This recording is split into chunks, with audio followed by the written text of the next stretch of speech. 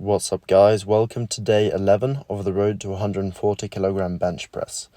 New location, new gym. I'm back close to school here, so I won't be training in the home gym for a while. Now, the audio, as well as you can hear, it's not super crispy. I'm recording this in my car right now, but let's get through this. So today was a back day. This is a vital part of my training. The focus on today's back day is a bit more lats, a bit more biceps, but also hitting a lot of mid and upper back as well, which is a weakness for me. If you look at my back and if you look at my strength mainly, I think that's the best way to gauge things like this. I can see that my rowing strength, especially when I do wider grips and when I actually pull higher up on my body, and kind of whenever I take the lats out of a movement, my upper back is just significantly weaker than my lats. And the contributing factor here is the fact that I've always focused so much on pull-ups and chin-ups and not on rows. Now, it's a bit hypocritical, but I'm still starting off with chin-ups here. 5 sets to failure. After that, we got the rows. But these chin-ups really are great for my biceps, but I'm not going to start every back workout with them, because then, obviously, the lats are going to get the main stimulus. I'm doing every other back workout starting off with these, and every other back workout starting off with sternum pull-ups, which are far more upper back focused, far less bicep focused, and far less lat focused. These were really slippery today. I know that this bar in particular is really slippery. I've always kind of lost a rep or 2 or 3 on this bar previously when I was training here before the summer. This is just simply a slippery bar. And it's a bit of summer heat as well. Like, it's not hot, but it's definitely not cold, so it's going to be slightly more slippery as well. I'm hitting a pause as well in the bottom and the top of every rep here. That's just kind of to force myself not to go for a high rep count, just to make sure that these chin-ups are actually clean. I always get carried away with chin-ups and pull-ups, trying to crank out. If I'm not doing 20 reps, I'm really disappointed. And at this point, I just need to focus on actually getting really good stimulus and try not to swing too much, which I kind of was doing here. I wasn't really thinking about that, but the pausing was good. And this obviously hits your biceps a lot as well. And apparently it's really hard on your grip as well, since the natural kind of inclination is for your arms to kind of twist back into a neutral position, plus a slippery bar. All of these factors kind of coincide into it being a very slippery, difficult exercise. So these chin-ups, just regular chin-ups on this bar, are actually a really solid grip exercise, and I would say that my grip failed, unfortunately, probably 1 to 2 reps before my lats and biceps on most sets. At least 1 rep, probably not 2. So the grip was the limiting factor here, which is a slight bummer, but I know that this is very equipment dependent. Obviously, if my grip was stronger, it wouldn't be equipment dependent, but since I'm kind of on the edge here, usually my lats and biceps are the problem, but in this case it was definitely my grip. I really felt that. So I didn't go for the last rep on multiple of these, because I knew that I would just kind of slip off, and when you're going to slip off, you can't really go to failure as effectively. So next exercise here, I decided to I had the regular alternative of doing an inverted row, which is what I've been doing at home, but I saw this machine and I've seen it before. I started training at this gym semi-regularly probably a year ago, if I'm not thinking wrong. More than half a year ago at least, I saw this machine, and I was really impressed by its design. The fact that it's the heaviest, or at least it's really heavy at the lengthened position and slightly lighter towards the top. That's a really optimal kind of strength curve, resistance curve, I should say, for rowing. In addition, at the bottom of the rep, your hands are really close together, which means that it's kind of pulling apart your scapula extra much. It's really stretching the mid traps a lot. Like, it's a truly great stretch on the mid traps and lower traps. and also on the lats, but especially, the traps are getting really stretched here. And then the grip kind of widens out as you get closer to the top, so that you're able to kind of just bring your elbows around your body a little bit if you want to go for the long range of motion. But I think the most effective part of this rep is definitely the bottom half, meaning when my hands are the furthest away from me and it's pulling most on my upper back fibers. I felt like this was a very effective movement. Usually I really feel my lats and my biceps when I'm doing this type of stuff, because that's kind of what I pull with.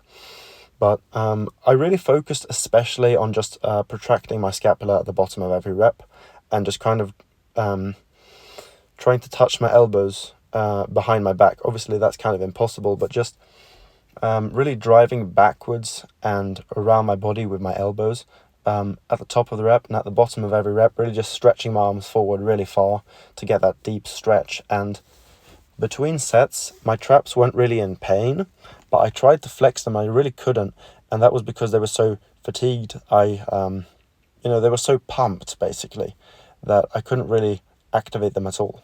So this was a very seriously effective exercise. And I did another thing. The first set or two, I got like 20 reps, which was way too much. It's really hard to just pump out a 20 rep set to failure after you're already really fatigued. So I went up in weight. So this is 30 kilos per arm. Now, when you have a weight on a machine and on a lever like this, it's impossible to know how heavy it is, but it felt pretty heavy, but still, absolutely manageable. The difficulty was for sure in the reps. It wasn't in the first rep on every set was pretty easy, and then I kind of had to work into the pain to eventually kind of get closer to failure. But with a bit of a heavier weight here, it felt extra good. Now I'm thinking about something which I may do, I may not do. I may reverse the order of my horizontal and vertical pulls, meaning I start my workout the next week, in 1 week's time, with a row and end with a pull-up or chin-up. This is something I've never tried before in my life, basically, because pull-ups are harder than rows, I've always kind of thought.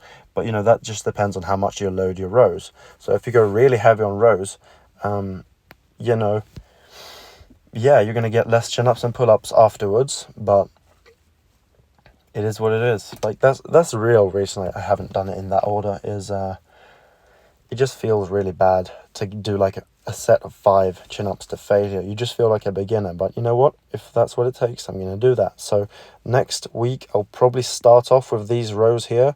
This machine is really good for me. I felt it a lot. You can see here, I'm able to just really crank out a bunch of reps. Injury risk felt very low. It felt very comfortable, very natural. Like, this is a good machine. Good levers. It's not exaggerated in any sort of movement. It's more exaggerated than a regular barbell row for sure, but it isn't going into any weird positions. It just felt like a very healthy movement to do, and it felt like a movement that I could definitely just load up a really heavy weight on and just do really bad form, and it still wouldn't hurt me, which, I think that's a good machine. You don't want a machine that kind of forces you into a really, really bad position. At least you don't want to go heavy on those machines. If it is a machine that forces you into kind of an uncomfortable position, there are different types of discomfort, but most of the time you don't want to go really heavy on that machine, that type of machine. But that chest supported row there was probably A tier exercise for my back. Like, that was really good. I don't know what would be S tier, to be honest. Probably the regular pull-up, but that is more S tier for like my lats. If you want to say S tier for my upper back, I'm not sure, because I usually don't really feel my upper back all that much, and I don't have the best mind-muscle connection there, and I think a big part of that is just I'm weak there, and I always use my lats, and I can really feel my lats. I can contract my lats independently, but I can't really contract my traps independently. So I finished the pulling off with these, incline bicep curls. I did 10 kilos first, then 12 and a half. And really stretched out those biceps under load. 12.5 felt good. I'm probably going to go up to that weight next workout for the first set as well. But as I know from a previous experience, 15 kilos is a weight that I really can't do yet. I can only do a couple of reps of that, like 2 or 3 reps when fatigued. 2 reps, I think. I haven't gotten 3 yet. So I'm going to keep working with 12.5 for a while, kind of work up the reps. When the reps are pretty high, I'm going to try to go to 15 kilos after that. And I finished off with 3 sets of neck. This is kind of boring, so yeah. That's all I have to say on today's workout. It felt really nice. Next week, I'm definitely going to start off with rows. I just decided that now. Really just hit the weakest points first when I am fresh, and then hit the chin-ups afterwards. I'm still going to be able to do chin-ups. They're just going to feel really hard.